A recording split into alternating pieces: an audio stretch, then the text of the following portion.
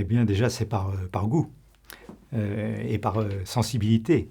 Et c'est aussi l'opportunité des rencontres. Voilà, j'ai eu la chance de rencontrer au cours de ces nombreuses années des personnes passionnées aussi, mais tout à fait compétentes et référentes dans leur domaine, notamment dans le domaine de la musique, hein, avec un facteur de clavecin qui lui est une référence européenne. Et puis, dans le domaine de l'art contemporain, eh bien, ma foi, ça a été aussi une rencontre avec un artiste qui était professeur aux Beaux-Arts, qui était aussi architecte et urbaniste, et qui m'a permis de cheminer, qui m'a accompagné dans ma démarche pendant ces 20 dernières années. Il s'agit de Vincent Barré, qui est donc sculpteur, mais qui, dans une autre vie, a été aussi architecte et urbaniste. Et il m'a été précieux, justement, pour tous les conseils qu'il m'a prodigués, notamment pour me mettre en relation avec des urbanistes, des architectes, des designers. Voilà, tout ça, c'était un long cheminement, mais qui a enrichi aussi ma démarche. L'adhésion des partenaires, c'est déjà tous mes collègues, conseillères et conseillers municipaux, c'est aussi mes partenaires institutionnels, l'État, la région. Et ces gens-là ont été convaincus de par la notoriété, aussi la qualité des artistes que je leur présentais. Je veux dire, qui à chaque fois étaient des gens reconnus et qui faisaient autorité. Donc cette reconnaissance et cette confiance s'est rapidement établie. Voilà, donc ce qui m'a permis justement de mener à bien tous mes projets, parce qu'il y a d'abord la confiance. Alors, ça a été un cheminement qui a été progressif, bien entendu. Avant d'arriver à la construction et à la mise en œuvre d'un centre d'art contemporain, qui prochainement d'ailleurs aura label national, nous sommes passés par d'autres étapes. Et cette étape en particulier a été la constitution, enfin l'installation d'une galerie d'art contemporain associative dans le bourg d'Amilly.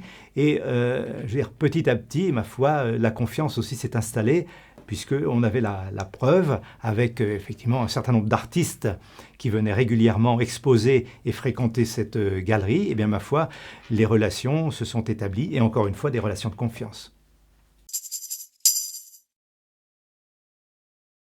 Alors, tout d'abord, nous avons créé une école de musique. Ça, il y a 30 ans. Il n'y avait pas d'école de musique à Amilly. Et là, on a réhabilité une ancienne maison de maître dans un parc de 30 hectares qui maintenant est largement fréquentée puisque nous avons 300 élèves dans cette école et dans un site qui est tout à fait exceptionnel. Alors, je crois que ça a été apprécié évidemment par toute la population. Et puis, un petit peu plus tard, nous avons aussi créé une école d'art qui a été aussi, elle, installée plus récemment dans cette friche industrielle des tanneries, et ce qui permet la fréquentation de la pratique amateur et de la pratique professionnelle. Et c'est un lien aussi avec la population adulte, bien entendu, puisque les enfants parlent de ce qu'ils ont vu et essaient peut-être de convaincre leurs parents, qui à leur tour viennent fréquenter ce centre. Amilly a un centre-bourg qui est à caractère très très rural, avec un petit patrimoine, mais vraiment très très modeste. Alors notre objectif, nous, ça a été déjà d'insérer l'art contemporain dans l'espace urbain, et puis de créer du patrimoine, et du patrimoine contemporain. Alors ça a été le cas pour la médiathèque, où nous avons fait appel à un designer, Sylvain Dubuisson, qui nous a accompagnés dans cette construction, et d'ailleurs qui a laissé, j'allais dire, beaucoup de traces à Amilly. Nous avons fait aussi appel à des artistes pour la construction de la halle sur la place de l'église, ce qui a un petit peu choqué au départ la population, mais qui maintenant s'est approprié.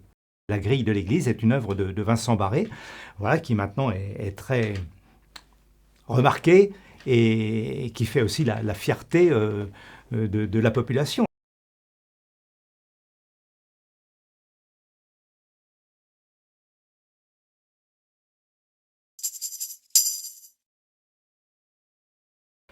Eh bien, il faut faire confiance, et confiance, bien sûr, aux artistes, puisque ce sont eux qui ont le pouvoir, si je puis dire, hein, qui nous apportent toute leur richesse, et aussi leur regard sur la société actuelle. Et je crois que on est là pour les entendre, pour les écouter, pour les respecter, bien sûr, et puis pour leur donner la possibilité de s'exprimer. C'est ce qui nous a motivés, nous, en créant ce centre d'art contemporain, qui est d'abord un centre de création. Et là, on leur donne les moyens matériels de pouvoir réaliser leurs œuvres et se mettre aussi en rapport aussi avec la population, parce que c'est important. Ce sont des œuvres, bien sûr, qu'ils ne font pas pour eux. Ces œuvres sont faites pour être montrées. Voilà, c'est un de nos objectifs, même le principal objectif de ce centre d'art. C'est de familiariser le regard du public et aussi, surtout, celui des enfants, puisque je pense que c'est l'éducation qui fait que, ma foi, on devient plus tolérant. Plus tolérant parce que les œuvres sont parfois choquantes, provocatrices, voilà. Mais aussi, il y a un regard esthétique avec certaines œuvres. Et là, on y prend aussi grand plaisir.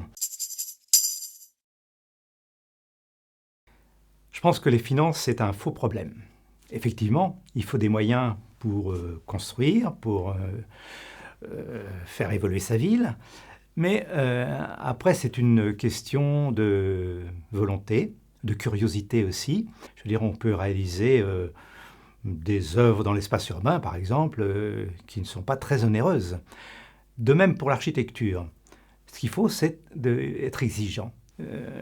C'est aux élus, justement, de faire cette sélection. Effectivement, je vois dans beaucoup de communes, beaucoup de collectivités en France, où on dépense des sommes très très importantes dans des salles polyvalentes. Il n'y a pas tellement de plus-value, hein. Pour ce qui est du centre d'art, nous avons débuté par une galerie associative appelée La Gare, on avait mis à disposition donc des locaux de cette galerie, et pendant 10 ans, cette galerie a parfaitement fonctionné.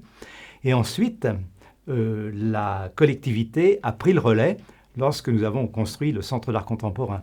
Donc il y a eu une étape importante et même, je veux dire, indispensable, parce que là aussi, il fallait que la collectivité soit crédible pour envisager un projet de cette ampleur. Donc le monde associatif nous a beaucoup aidés. Que vous dire pour conclure? Sinon, je pense qu'il faut déjà avoir des passions et laisser parler ses passions. Et je crois que tout le reste, après, se déroule sans effort particulier. Au contraire, je pense qu'on a beaucoup de retours sur investissement.